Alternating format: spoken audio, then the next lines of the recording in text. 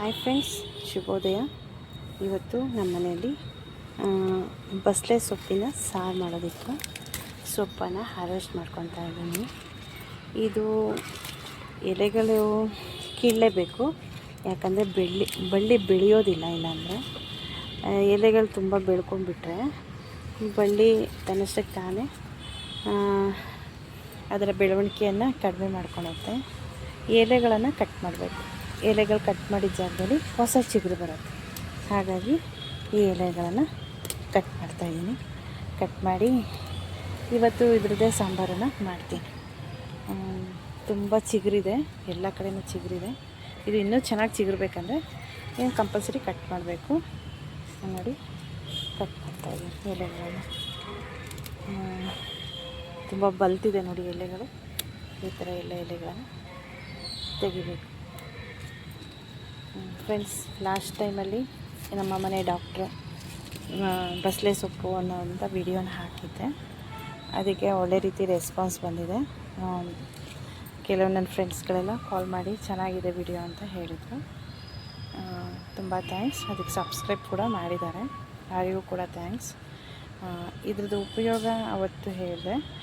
ಇದು ಉಪಯೋಗ ಮಾಡುವವರು ಮೊದಲು ಇದನ್ನು ತುಂಬ ಚೆನ್ನಾಗಿ 2-3 ಸಲ ನೀರಲ್ಲಿ ತೊಳಿಬೇಕು. ಯಾಕಂದರೆ ಮಣ್ಣು ಡಸ್ಟು ತುಂಬ ಇರುತ್ತೆ. ಇದನ್ನು ಸಾಮಾನ್ಯವಾಗಿ ತುಂಬ ಶೀತ ಇದ್ದವರು ತಿನ್ನಬಾರ್ದು. ಯಾಕಂದರೆ ಇದರಲ್ಲಿ ಲೋಳೆ ಅಂಶ ಜಾಸ್ತಿ ಇರೋದ್ರಿಂದ ಶೀತ ಮತ್ತಷ್ಟು ಜಾಸ್ತಿ ಆಗೋ ಚಾನ್ಸಸ್ ಇರುತ್ತೆ. ಇದನ್ನು ಹೊಟ್ಟೆಯಲ್ಲಿ ಉರಿ, ಬಾಯಲ್ಲಿ ಹುಣ್ಣು, ಪಿತ್ತ ಜಾಸ್ತಿ ಆದವ್ರು ಮಾತ್ರ ಇದನ್ನು ಉಪಯೋಗಿಸಿ. ಬಾಯಲ್ಲಿ ಹುಣ್ಣಾದರೆ, ಆಲ್ಸರ್ ರೀತಿಯಲ್ಲಿ ಏನಾದರೂ ನಮಗೆ ಕರಳಲ್ಲಿದ್ದರೆ, ಖಾರ ತಿಂದರೆ ಹೊಟ್ಟೆಯಲ್ಲೆಲ್ಲ ಉರಿ ಆಗ್ತಿದೆ ಅಂದರೆ ಮಾತ್ರ ಈ ಎಲೆನ ಬಳಸಬೇಕು.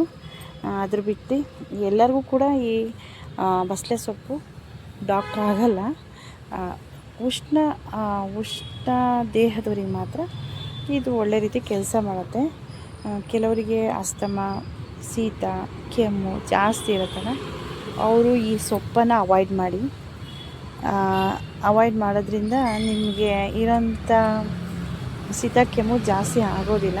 ಯಾಕಂದರೆ ಇದು ತಂಪಿನ ಅಂಶ ಹೊಂದಿದೆ. ಇದರಲ್ಲಿ ಯಾವ ರೀತಿ ಉಷ್ಣವರ್ಧಕ ಅಲ್ಲ, ಇದು ತಂಪಿರೋಂಥದ್ದು. ಈಗ ಮಾಡಿದರೆ ಲೋಳೆ ಬರುತ್ತಲ್ವ, ಸೊ ಈ ಲೋಳೆ ಫೈಬರ್ ಆಗಿರುತ್ತೆ. ಹಾಗಾಗಿ ಕಫದವರಿಗೆ ಇದು ಒಳ್ಳೆಯದಲ್ಲ, ಆದರೆ ಬೇರೆಯವರಿಗೆಲ್ಲ ಒಳ್ಳೆಯದೇ. ಇದು ಫೈಬರ್ ಇದೆ, ನಾರಿನಂಶ ಇದೆ. ಕರಳಿಗೆ ಒಳ್ಳೆ ರೀತಿಯಲ್ಲಿ ಕರಳು ಸ್ಮೂತಾಗಿ ಇರೋದಕ್ಕೆ ಸಹಾಯ ಮಾಡುತ್ತೆ. ಕಾನ್ಸ್ಟಿಪೇಷನ್ ಇದ್ದವರಿಗೆ ಇದು ಮಲವನ್ನು ಬೇಗ ಹೊರಗಡೆ ಹಾಕೋದಕ್ಕೆ ಸಹಾಯ ಮಾಡುತ್ತೆ. ಕರಳನ್ನು ಶುದ್ಧಿ ಮಾಡುತ್ತೆ. ಇದೊಂದು ಉಪಯೋಗ ಎಲ್ಲರಿಗೂ ತುಂಬ ಅವಶ್ಯಕತೆ ಇರುತ್ತೆ.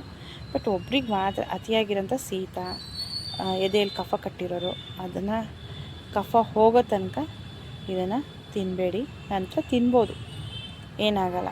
ದೇಹನ, ಹೊಟ್ಟೆನ ಶುದ್ಧಿ ಮಾಡುತ್ತೆ. ಲೋಳೆ ಇದೆ ಅಲ್ಲ, ಲೋಳೆ ಇದು ಜಾರಿಕೆ, ತುಂಬಾ ಜಾರಿಕೆ ಥರ ಇರುತ್ತೆ. ಸೊ ಹಾಗಾಗಿ ನಮ್ಮ ಹೊಟ್ಟೆ ಕ್ಲೀನ್ ಆಗುತ್ತೆ. ಇವತ್ತು ನಮ್ಮ ಮನೇಲಿ ಇದೇ ಸೊಪ್ಪಿನ ಸಾಂಬಾರನ್ನು ಮಾಡ್ತಾಯಿದ್ದೀನಿ. ಎಲೆಯನ್ನು ಕೀಳಬೇಕಿತ್ತು, ಇಲ್ಲ ಅಂದರೆ ಏನಾಗುತ್ತೆ ಅಂದರೆ ಎಲೆ ಬೆಳೆದು ಬಲ್ತಿ ಕಾಳನ್ನು, ಅಂದರೆ ಇದರಲ್ಲಿ ಬೀಜ ಬರುತ್ತೆ, ಕಪ್ಪು ಬಣ್ಣದ ಬೀಜ ಬರುತ್ತೆ. ಅದು ಬೀಜ ಬಂದುಬಿಟ್ರೆ ಸಾರು ಟೇಸ್ಟ್ ಆಗೋಲ್ಲ. ಸ್ಮೆಲ್ಲ ಒಂಥರ ಹಸಿ ಸ್ಮೆಲ್ಲು ಹಾಗೇ ಇರುತ್ತೆ ಸಾರಲ್ಲಿ. ಸೊ ಬೀಜಗಳನ್ನು ಬೇಕಿದ್ದರೆ ಬಿಡ್ಕೋಬೋದು, ಇಲ್ಲ ಅಂದರೆ ಈ ಥರನೇ ಎಲೆಗಳನ್ನು ಕಟ್ ಮಾಡಿದರೆ ಅದ್ರ ಮಧ್ಯದಲ್ಲಿ ಈ ಥರ ಚಿಗುರು ಬಂದಿರುತ್ತೆ ನೋಡಿ. ಇದು ಹೊಸ ಎಲೆಗಳು ಇದರಲ್ಲಿ ಬರುತ್ತೆ. ಇದೇ ವಿಶಿಷ್ಟವಾದಂಥ ಬಳ್ಳಿ ಇದು. ಎಲೆ ಕಟ್ ಮಾಡಿದ್ರೆ ಪಕ್ಕದಲ್ಲೇ ಇನ್ನೊಂದು ಎಲೆ ಕವಲು ಹೊಡೆದಿರುತ್ತೆ ನೋಡಿ. ಈ ಥರ ಕವಲು ಹೊಡೆದಿರುತ್ತೆ. Okay friends, thank you. ನನ್ನ ಇನ್ಫಾರ್ಮೇಷನ್ ಇಷ್ಟ ಆದರೆ ಪ್ಲೀಸ್ ಸಬ್ಸ್ಕ್ರೈಬ್ ಮಾಡಿ, ಲೈಕ್ ಮಾಡಿ, ಶೇರ್ ಮಾಡಿ.